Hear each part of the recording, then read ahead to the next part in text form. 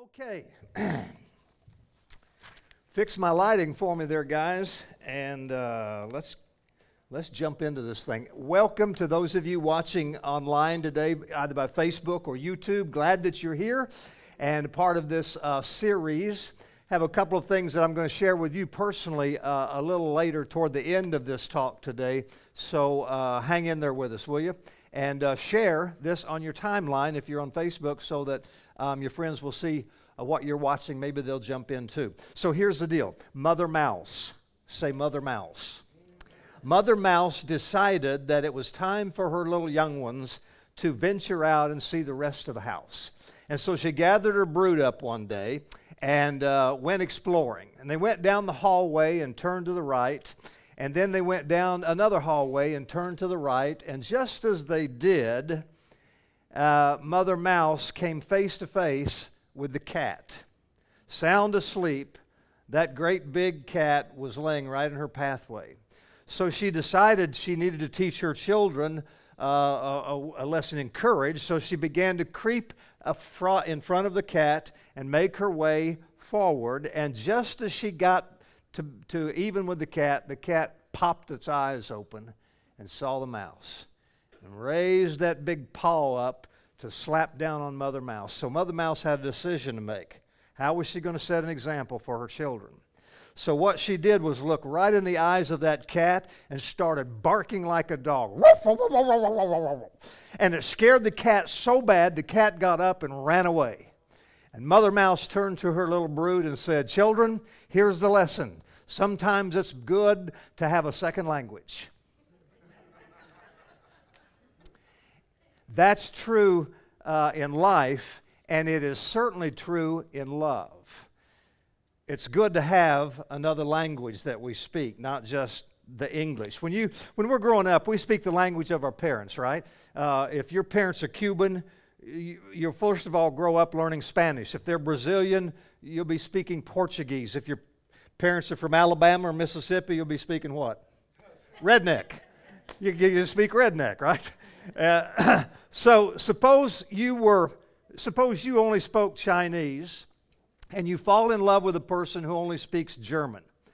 How many of you think that will be difficult long term for a relationship like that to last? Certainly. Unless both people are willing to learn a second language to be able to communicate. The same thing happens with these languages of love. For the relationships that you want to be in, for those to grow and thrive, both individuals need to understand the love language of the other individual for those relationships to really be whole and be something that gives life to you. For instance, here's this couple, and they say, we don't love each other anymore. We're done. The relationship's over. It's without repair. And he says, I tell her I love her, always. I tell her how lucky I am to have her as my wife. I tell her that I need her. I tell her that she's wonderful, she's beautiful, but all she does is complain.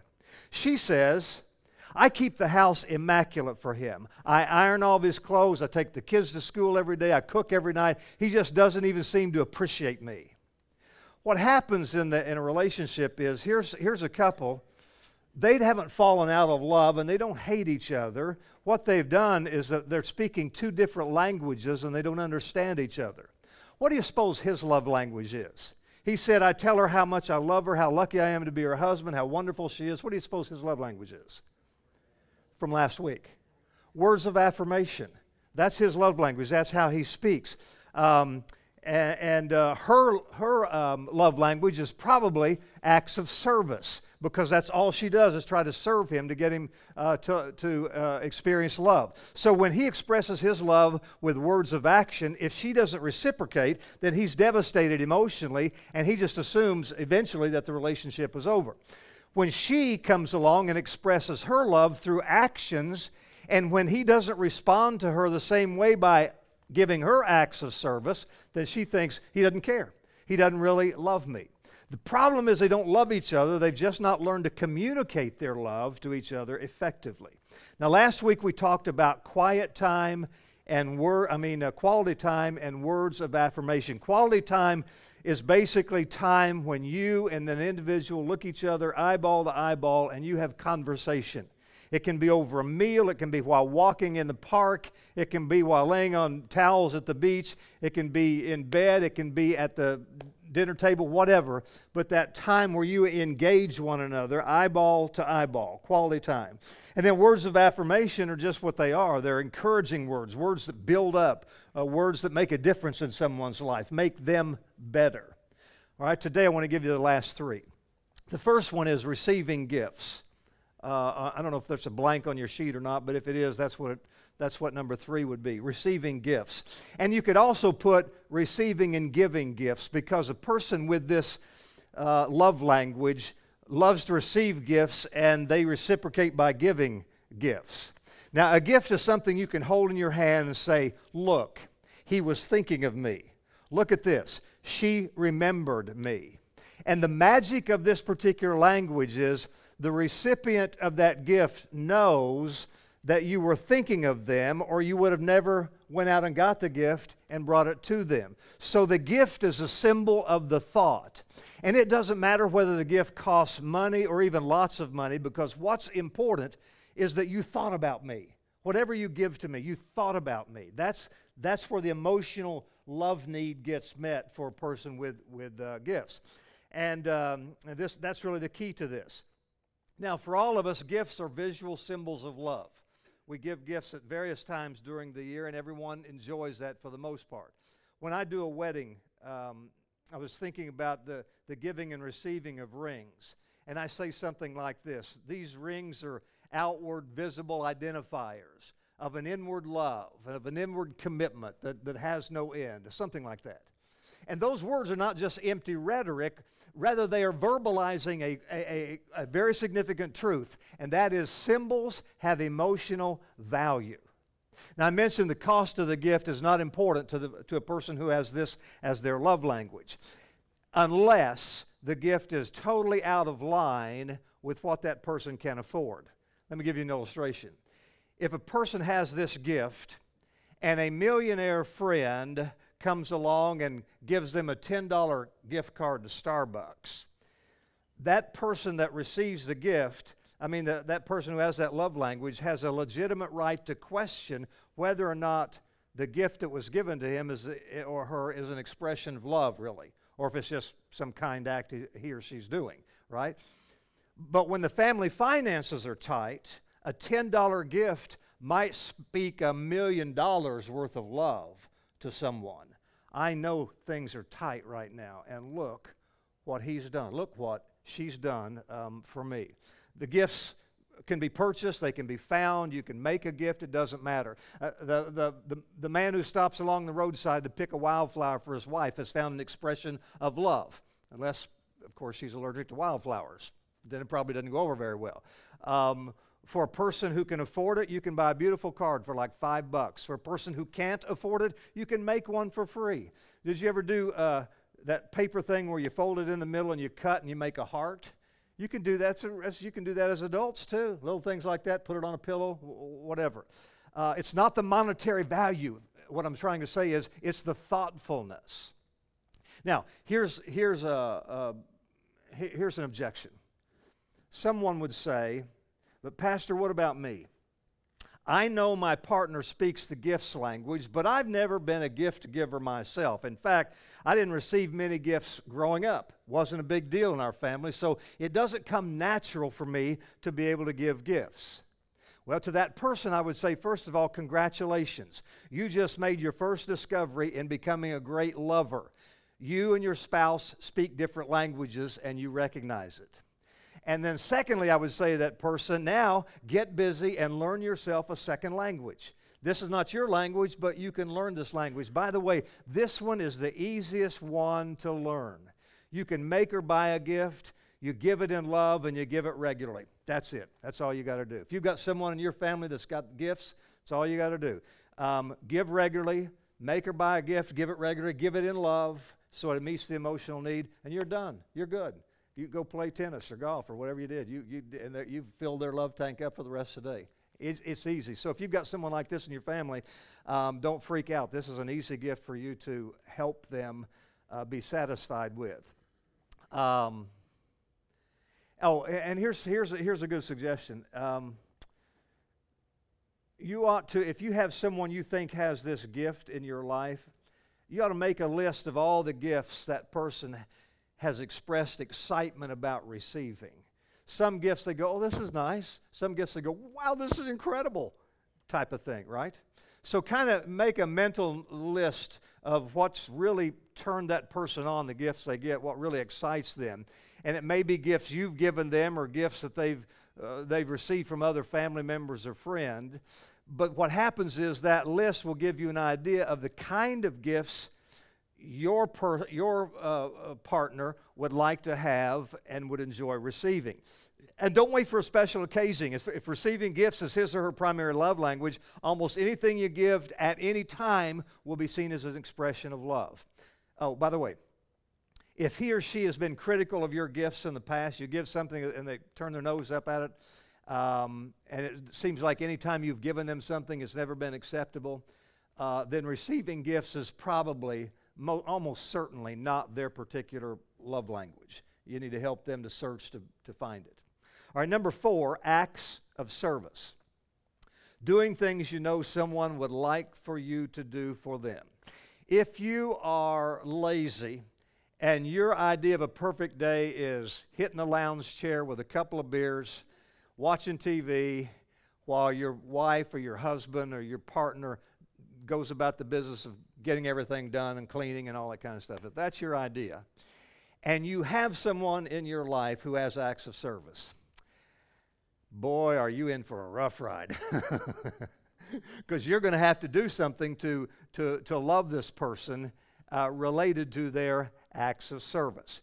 Now, acts of service don't have to be anything giant. It can be like cooking a meal once in a while, setting the table, washing the dishes, vacuuming, cleaning the bathroom, shining mirrors, changing the baby's diapers, whatever, just taking out the garbage. Those are all types of things that are acts of service.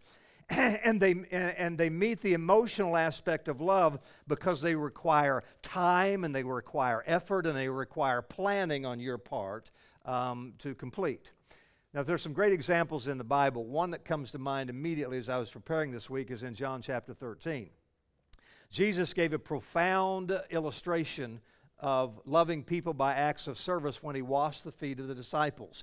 We're going to talk some about that next week when we take our journey to the cross. You remember that incident, right? Where he took the basin and the towel, and one by one he went around to all those disciples in the room, and their horribly dirty feet from walking so many miles out there on those dirt roads, and he washed their feet.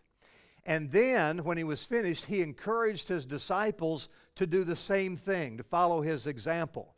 And really, Jesus was just practicing what he preached, because earlier he said to his disciples, "He that would be great among you is servant to all." And so Jesus was painting the picture of what acts of service look like. Even Paul came along later in Galatians 5, verse 13, and he said, "Serve one another in perfect love."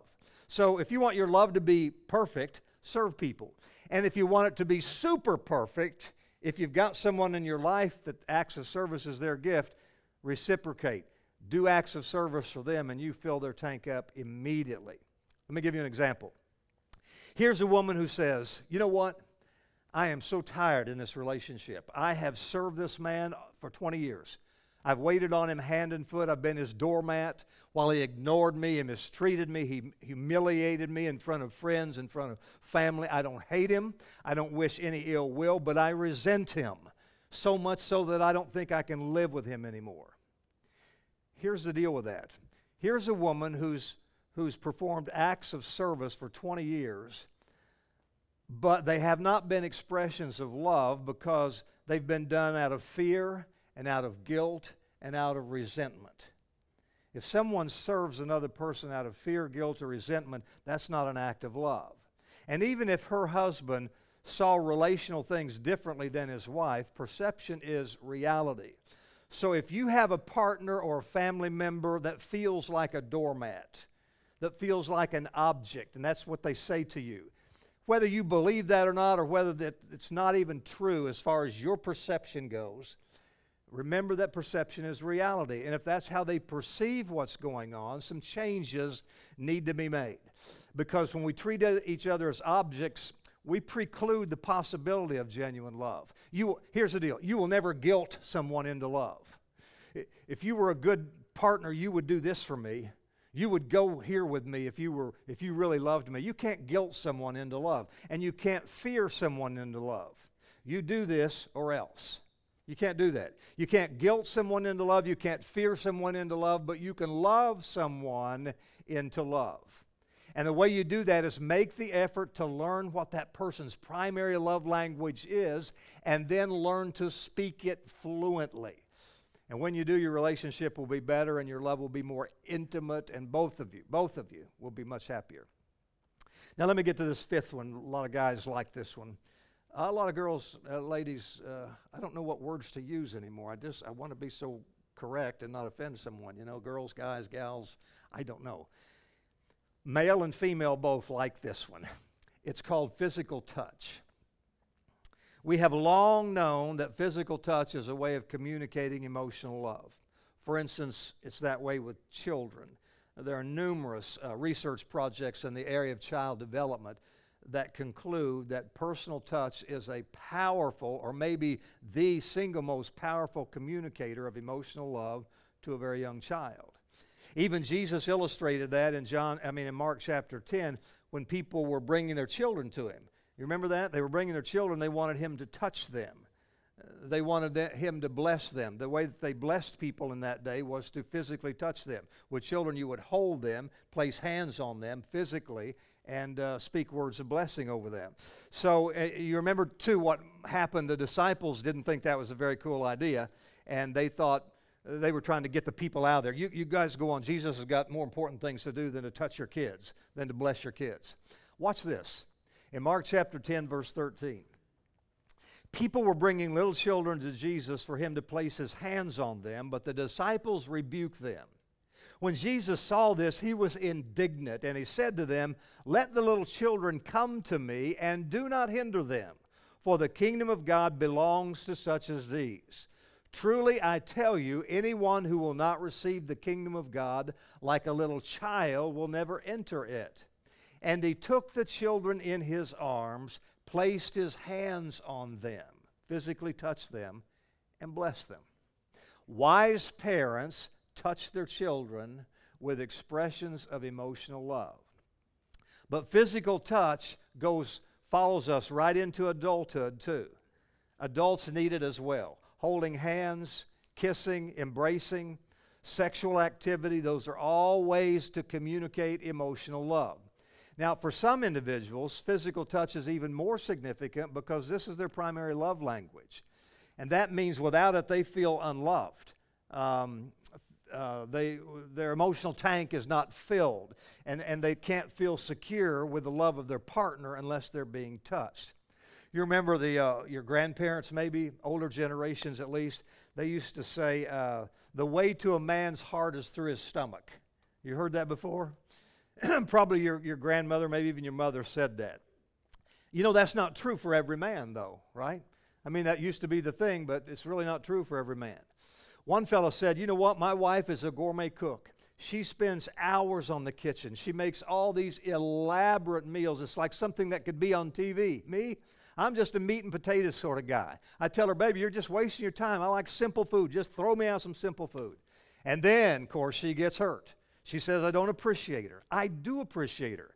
I just wish she could make it easy on herself and not spend so much time with all these elaborate meals. Then we would have more time together. Then we'd have more energy to do other things. Other things. You get what other things are? Evidently, other things were closer to his heart than fancy food. So here's the deal. This man's wife grew up in a family where her mother was an excellent cook. And her father would say to her mother in front of her and her brothers and sisters, "Honey, when I sit down to meals like this, it's so easy for me to just love you. You are the best cook ever." Her father was this wellspring of positive compliments and comments to the mother about her cooking. In private, in public, he praised her always. So obviously the daughter learned well from the mother's model. The problem is she's not married to her father. And her husband has a different love language. It happens to be physical touch. Now, physical touch has various dialects. One of the dialects, of course, is sex. All the men say, right on. Boy, okay, well, we got a lot of old guys here that, oh, well, when I was young, I get you. But that's not the only dialect of physical touch. Of the 5 senses, touching, unlike the other 4, is not limited to one area of the body. We have these, talk a little biology. We have these tactile receptors located all through our bodies, right? And when those receptors are touched or pressed, nerves carry impulses to the brain. And the brain interprets those impulses. That's how we perceive something that we touch as warm or cold, or something is hard or soft, or something causes pain, or something causes pleasure, right? Now, some parts of our body are more sensitive than others. And that's due to the fact that these tactile receptors are not scattered evenly through the body. They're arranged in clusters in our body. So the tip of your tongue is highly sensitive to touch, whereas the back of your shoulders is the least sensitive part. The tips of your fingers, the bottom of your feet generally. How many of you are ticklish on the bottom of your feet? Does that bother you? Man, I was at the podiatrist this last week, and she picked my foot up and touched the bottom of my foot, and I just went crazy. And she thought, she didn't know what was going on. I said, boy, I'm really ticklish. I've got a lot of those receptor clusters on the bottoms of my feet. The tip of your nose, extremely sensitive. Lots of that right there. You ever been punched right in the nose? Or just accidentally or on purpose? I'm going to tell you something right now. If you ever want to end a fight quick, just a short pop right in the nose. That's all you got to do. And that person's eyes will water, and it will hurt like a son of a gun. I mean, it really is hurt because of a lot of those clusters. So, I don't know why I got off on that. For those of you in romantic relationships, your touch of love can take many forms because there are many of these receptors located through the body. So, lovingly touching your person who has this love language, lovingly touch them in any part of their body, on any part of their body, can be an expression of love, or will be seen as an expression of love. Now, that doesn't mean all touches are created equal. Some will bring more pleasure to your partners than others. Your best instructor, if you have a partner, a friend, a family member, a child, whoever, who has this language, the best instructor for you would be that person. They're the one you're seeking to love. They know what pleases them the best. They know what physical touch they enjoy, what they perceive as a loving touch.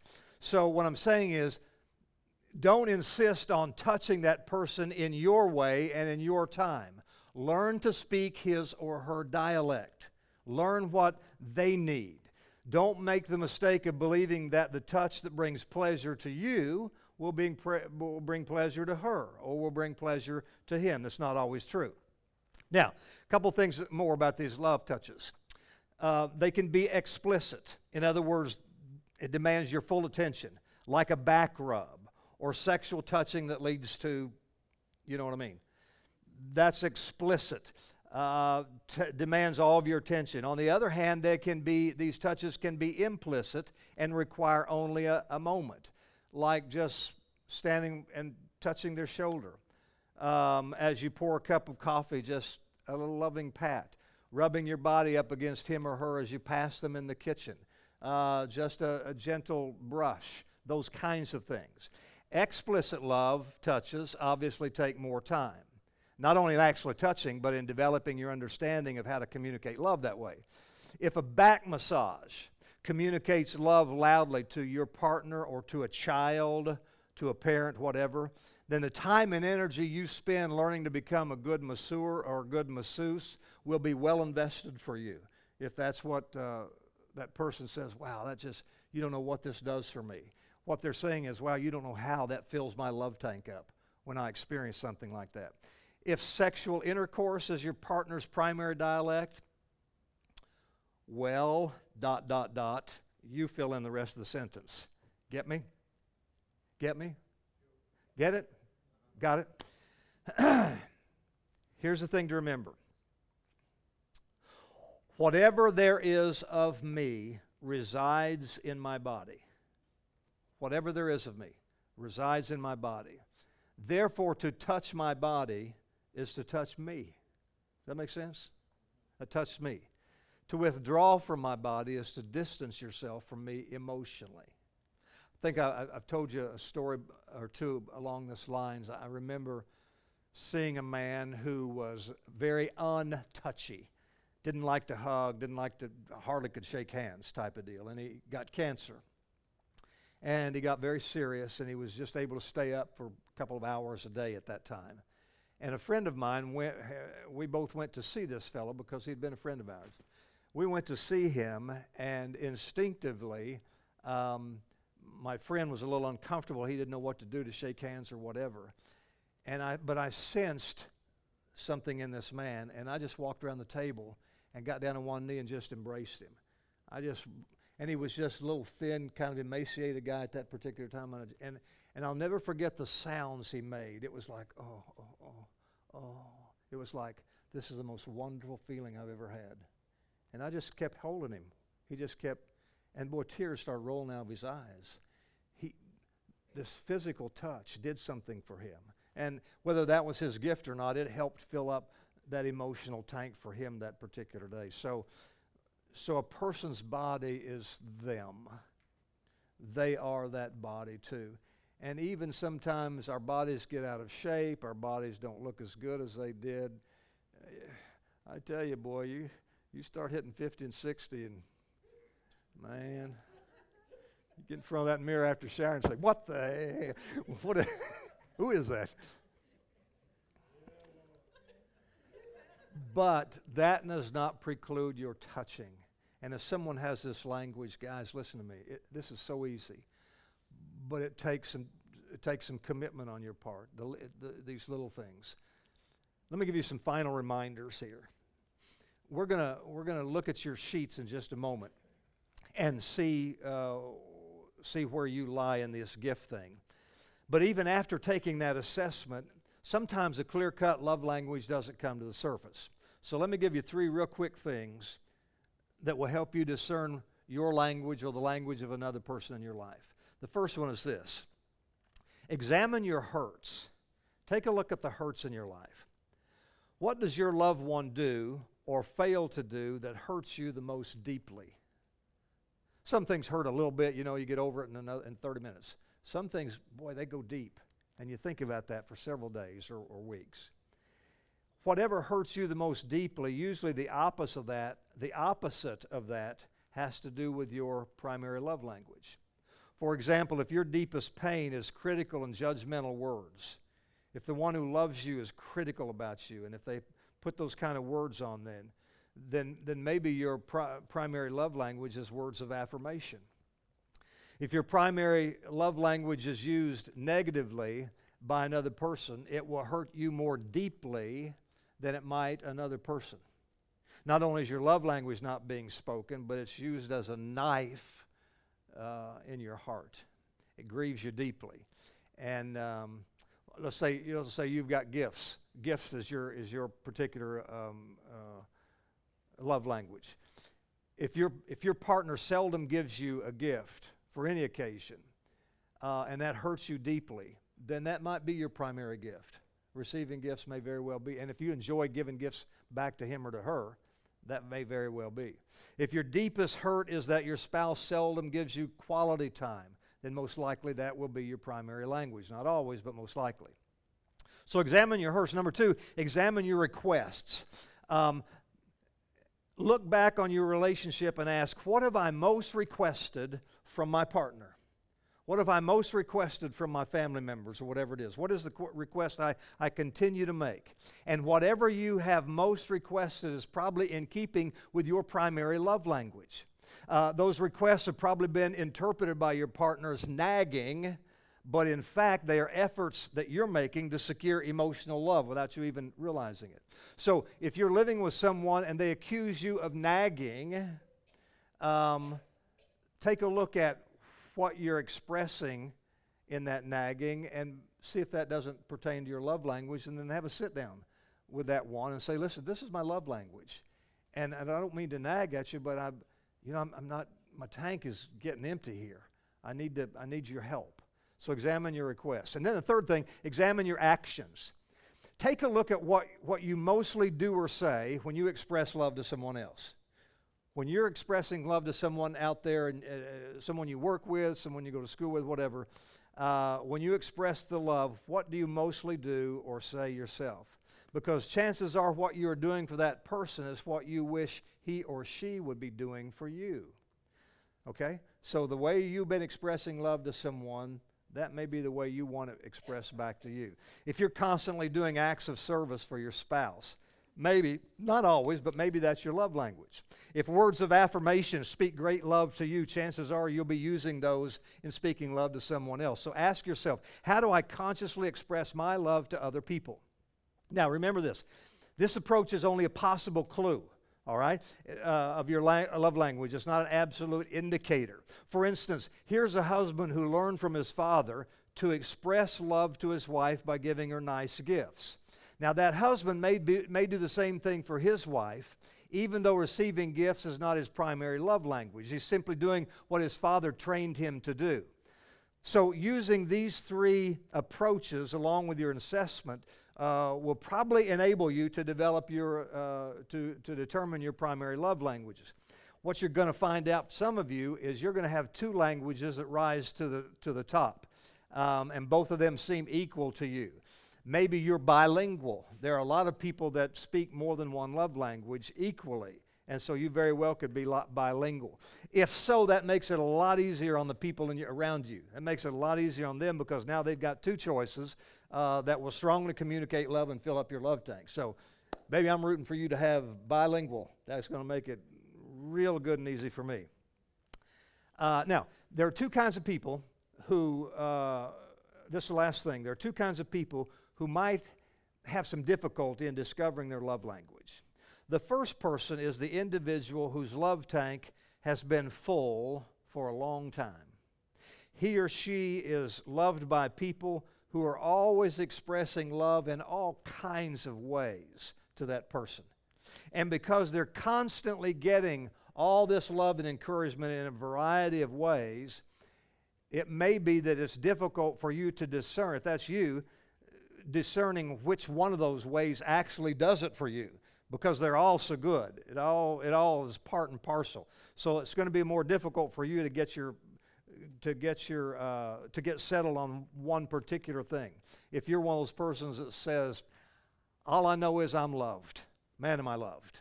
Okay? So it's a little difficult for you to have a primary one, but your problem most of us would love to have. You know, just I'm feeling loved all the time. That's a good problem to have, right? The second person that's going to have difficulty discovering their primary language is the one whose love tank sadly has been empty for so long that they don't really even remember what makes them feel loved anymore. In either case, if you go back to your experience of falling in love, and whether you're in a relationship now or not, you've had that experience at some time where you fell in love. Go back and ask yourself, what did I like about that person in those days? What did he or she do or say that made me desire to be with them? What was it? What was that thing or two that caused me to fall in love? And if you can somehow conjure up those memories, it will give you a pretty good idea of your primary love language. Another approach would be to ask yourself, what would be my ideal? If I could have the perfect partner, what would she be like? If I could have the perfect partner, what would he be like? Now, this is not the question to ask when you're watching Days of Our Lives or whatever the soap operas are now. I don't know what the soap operas are. That's not the time, you know, because you're going to have the jerks on there, but you're going to have that one guy or that one woman who's just perfect in every way. And then the fantasy can go, oh man, I wish my guy was, I wish my, you know, don't, that's not a good thing. But your picture of perfection would give you an idea of your primary love language. So here's the deal for you. Having said all that, let me suggest something to you. Let me suggest that you play this game for the next 3 weeks. It's called Tank Check. Say that with me. Tank Check. Play that game for 3 weeks with the people that you love.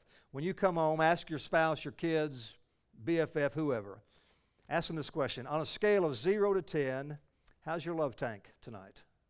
0 means it's empty. 10 means I can't handle anything else. Not a thing in the world you can do to fill me up anymore because, boy, am I filled up, all right? 0 to 10, how's your love tank?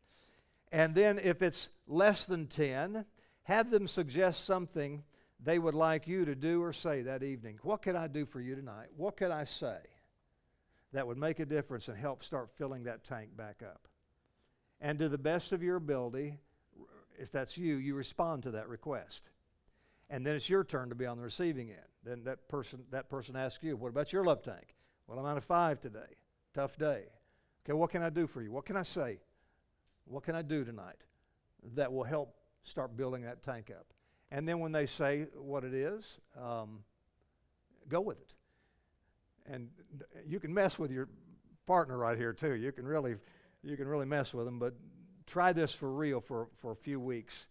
And if you'll do that, you'll get hooked on it. And you'll find out that your relationship goes up exponentially, and it will be quite fulfilling. Okay, how many of you, let's do this first. I want to ask you a couple questions. Let me say to those of you who are watching today, we're going to end our broadcast here pretty quick. But we have given out an assessment to the people here gathered with us in our facility.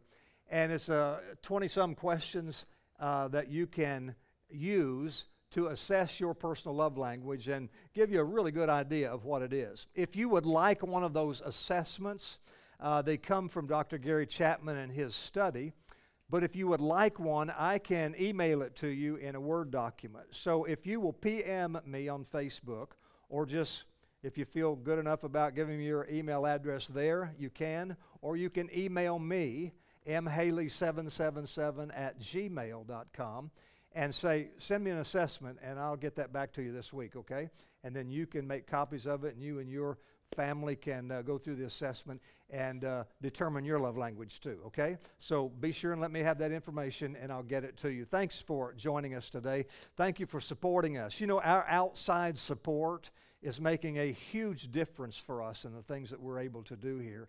And so if you feel like you want to be a part of that too, you can go to our website, and there's a place on there to donate, and we would appreciate that very much. So we'll see you next week, and God bless you. Have a blessed, love tank-filled week. God bless.